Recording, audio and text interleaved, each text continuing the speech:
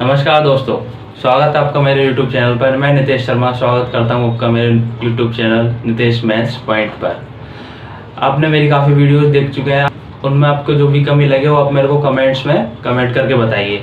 और आपको मेरी वीडियो अच्छी लगे तो लाइक, शेयर और सब्सक्राइब कीजिए। कि सब्सक्राइब करोगे तो आपको मेरी वीडियो जल्दी से जल्दी नए टॉपिक्स पर मिल पाएंगी और आप नई चीज़ें सीख पाओगे। इसलिए चैनल को सब्सक्राइब कीजिए, लाइक कीजिए और शेयर कीजिए। पिछली वीडियो में हम देख चुके थे कि हमने ट्रिग्नोमेट्री से रिलेटेड जो फॉर्मूले हैं उनके बारे में देखा था। ट्रिग्नोमेट्री का जो बेसिक कॉन्सेप्ट है वो पढ़ चुके हैं हम।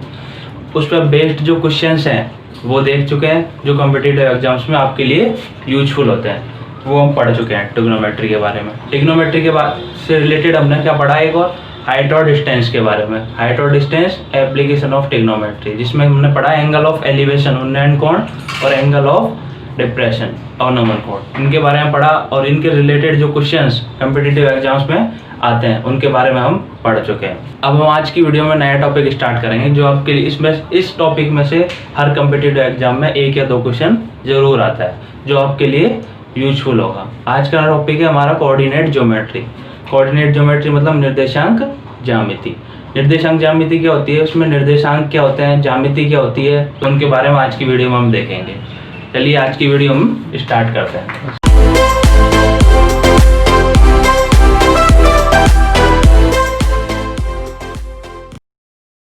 आज का टॉपिक हम ले रहे हैं कोऑर्डिनेट ज्योमेट्री। कि कोऑर्डिनेट ज्योमेट्री क्या होती है। कोऑर्डिनेट मीन्स होता है निर्देशांक और ज्योमेट्री मीन्स होता है ज्यामिति। निर्देशांक क्या होता है, कोई भी बिंदु है उसकी किसी तल पर, तल क्या होता है, जैसे तल होता है समतल होता है, कोई भी 2D में होता है और 3D में होता है। 2D मतलब जिसमें 2 एक्सिस होते हैं और 3D मतलब जिसमें 3 एक्सिस होते हैं।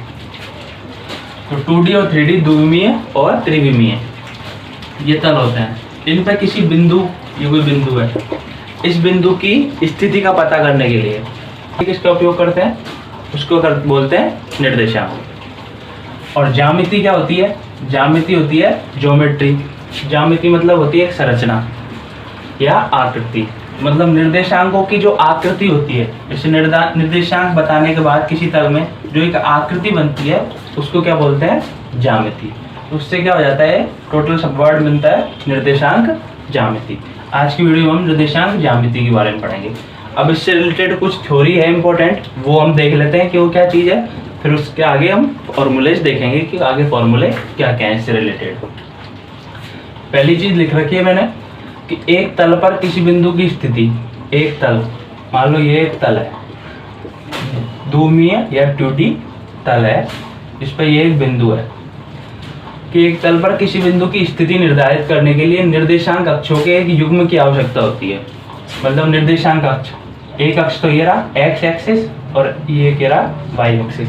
कम से कम 2 अक्षों की आवश्यकता होती है किसी भी बिंदु के स्थिति का निर्धारण करने के लिए। कम से कम 2 अक्षों की, 2 से ज़्यादा हो सकते हैं 3, लेकिन कम से कम तो 2 अक्षों की आवश्यकता होती ही होती है। तो 2 अक्षों की के द्वारा कि एक अक्ष तो ये एक्स एक्सिस और एक है वाई एक्सिस, उन पर ये एक बिंदु है, तो इसकी क्या हो जाएगी स्थिति एक्स और वाई हो जाएगी। दूसरी चीज क्या है, किसी बिंदु की वाई अक्ष से दूरी उस बिंदु का एक्स निर्देशांक या भुज कहलाती है। किसी बिंदु की वाई अक्ष से दूरी, अब वाई अक्ष कौन सा है, ये वाला वाई अक्ष ये है। इस वाई अक्ष की किसी बिंदु की वाई अक्ष से दूरी कि कोई बिंदु ये रहा और वाई अक्ष है, तो इस वाई अक्ष से दूरी ये क्या कहलाएगी, एक्स निर्देशांक, ये कहलाती है एक्स निर्देशांक। उसको क्या बोलते हैं, एक्स निर्देशांक को भुज बोलते हैं। और दूसरी चीज क्या है कि किसी बिंदु की एक्स अक्ष से दूरी, किसी बिंदु की, ये बिंदु है, इसकी एक्स अक्ष से दूरी, एक्स अक्ष से दूरी ये है इसकी, यहाँ से लेके यहाँ तक, किसी बिंदु की एक्स अक्ष से दूरी उस बिंदु का वाई निर्देशांक या कोटि कहलाता है। तो ये एक्स अक्ष से दूरी इस बिंदु की क्या कहलाती है, कोटि। एक्स निर्देशांक क्या कहलाता है, भुज कहलाता है, और वाई निर्देशांक क्या कहलाता है, कोटि कहलाता है। और अगली चीज क्या है कि एक्स अक्ष पर किसी बिंदु के निर्देशांक, इसमें देख लीजिए ये एक्स अक्ष है, ठीक है। एक्स अक्ष पर किसी बिंदु के निर्देशांक, एक्स अक्ष पर ये बिंदु मान लिया हमने, ये एक्स अक्ष पर 1 2 3 ऐसे है, इधर लेफ्ट -1 -2 -3 है, इधर 1 2 3 है, और इधर -1 -2 -3।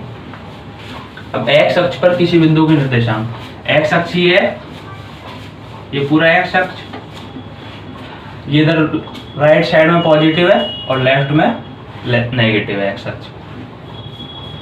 तो किसी बिंदु के निर्देशांक क्या होंगे, जैसे ये बिंदु 1 है तो इस बिंदु के निर्देशांक हो जाएंगे 1 और 0।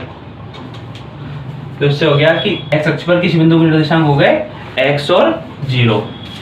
और दूसरी चीज है y अक्ष पर किसी बिंदु के निर्देशांक क्या होता है, y अक्ष कौन सा है, y अक्ष ये है, जो वर्टिकल लाइन है वो है y अक्ष। तो y अक्ष पर ये बिंदु मान लिया हमने 3, तो इस बिंदु के निर्देशांक क्या हो जाएंगे 0 और 3। ये y अक्ष पर निर्देशांक हो गए किसी बिंदु के।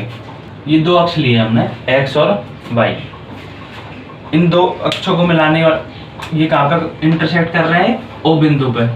O बिंदु क्या होता है, मूल बिंदु होता है, और मूल बिंदु के निर्देशांक क्या होते हैं 0 0। यहाँ पे x भी 0 है और y भी 0 है, मूल बिंदु पर दोनों निर्देशांक क्या होते हैं 0 0। अब ये मूल बिंदु से अगर राइट साइड में चलते हैं, मूल बिंदु से अगर राइट साइड में, तो क्या होता है ये पॉजिटिव x एक्सिस। अगर मूल बिंदु से ऊपर चलते हैं तो ये क्या होता है positive y axis, positive y x. अगर मूल बिंदु से लेफ्ट में चलते हैं, मतलब बाई साइड चलेंगे, तो ये होता है नेगेटिव x एक्सिस, नकारात्मक x अक्ष। और अगर मूल बिंदु से अगर नीचे चलते हैं तो ये होता है नेगेटिव y एक्सिस या नकारात्मक y अक्ष। इसमें क्या होता है कि पॉजिटिव x एक्सिस में जो सारी वैल्यू होती है, जो किसी भी बिंदु के जो निर्देशांक होते हैं वो हमेशा क्या होते हैं पॉजिटिव होते हैं। इसमें क्या होता है 4 क्वाड्रेंट होते हैं, मतलब 4 क्वाड्रेंट होते हैं, चतुर्थांश होते हैं 4, दो अक्षों के बीच में 4 चतुर्थांश होते हैं। तो पहले चतुर्थांश में x और y दोनों पॉजिटिव होते हैं, क्योंकि ऊपर यहाँ पॉजिटिव y एक्सिस है और ये पॉजिटिव x एक्सिस है, तो इसमें दोनों निर्देशांक x और y पॉजिटिव होते हैं पहले चतुर्थांश में। इसके बाद आता है, ये तो है पहला, इसके बाद आता है ये दूसरा चतुर्थांश। दूसरे चतुर्थांश में क्या होता है x नेगेटिव होता है लेफ्ट साइड में, लेफ्ट साइड में नेगेटिव x एक्सिस होता है, तो x तो होता है नेगेटिव और y होता है पॉजिटिव दूसरे चतुर्थांश में। और तीसरा चतुर्थांश आएगा तो तीसरे चतुर्थांश में क्या होता है x और y दोनों नेगेटिव होते हैं, क्योंकि x लेफ्ट में क्या होता है नेगेटिव और y नीचे क्या होता है मूल बिंदु से नीचे नेगेटिव, तो इसलिए दोनों x और y के निर्देशांक क्या होते हैं दोनों नेगेटिव होते हैं। और जो फोर्थ चतुर्थांश होता है, चौथा क्वाड्रेंट, उसमें x तो होता है पॉजिटिव और y होता है नेगेटिव। x अक्ष पर y की वैल्यू हमेशा 0 होती है।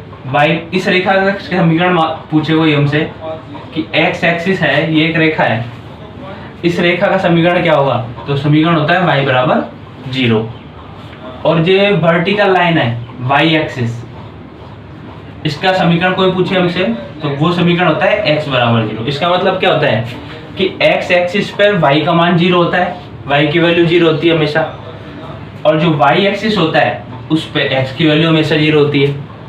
मतलब किस कोई भी समीकरण में निकालना है हमें, तो x एक्सिस के लिए समीकरण होता है y बराबर 0 और y एक्सिस के लिए समीकरण होता है x बराबर 0। इन पर कोई दो बिंदु हैं, उनके बीच की दूरी कैसे निकालेंगे हम, और उनसे रिलेटेड और जो फॉर्मूले हैं उनमें अंत्य विभाजन होगा, मिड पॉइंट, किसी रेखा का मिड पॉइंट होता है, तो उनके जो फॉर्मूले हैं उनके बारे में आगे देखेंगे। निर्देशांक ज्यामिति, उसकी जो इम्पोर्टेंट डेफिनेशन है, उसका जो इम्पोर्टेंट बेसिक है, जो सारी क्लास के लिए 9th 10th 11th 12th सबके लिए इम्पोर्टेंट है, और जो सारी कॉम्पिटिटिव एग्जाम्स हैं उनके लिए भी इम्पोर्टेंट है, क्योंकि ये बेसिक अगर स्ट्रॉन्ग होगा तो हम इजीली क्वेश्चंस को सॉल्व कर पाएंगे।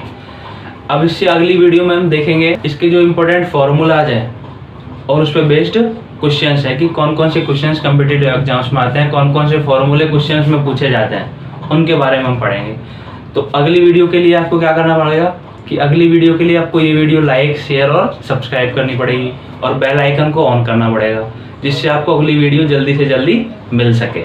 जिससे जितना ज़्यादा शेयर और सब्सक्राइब होगा उतना ज़्यादा मेरे को मोटिवेशन मिलेगा। जितना मोटिवेशन मिलेगा मैं आपको और अच्छे से एक्सप्लेन कर पाऊँगा और अच्छे से आपको नई नई वीडियो दिखा पाऊँगा और नए नए टॉपिक्स के बारे में आपको डिटेल से नॉलेज दे पाऊँगा। मेरी वीडियो देखने के लिए धन्यवाद।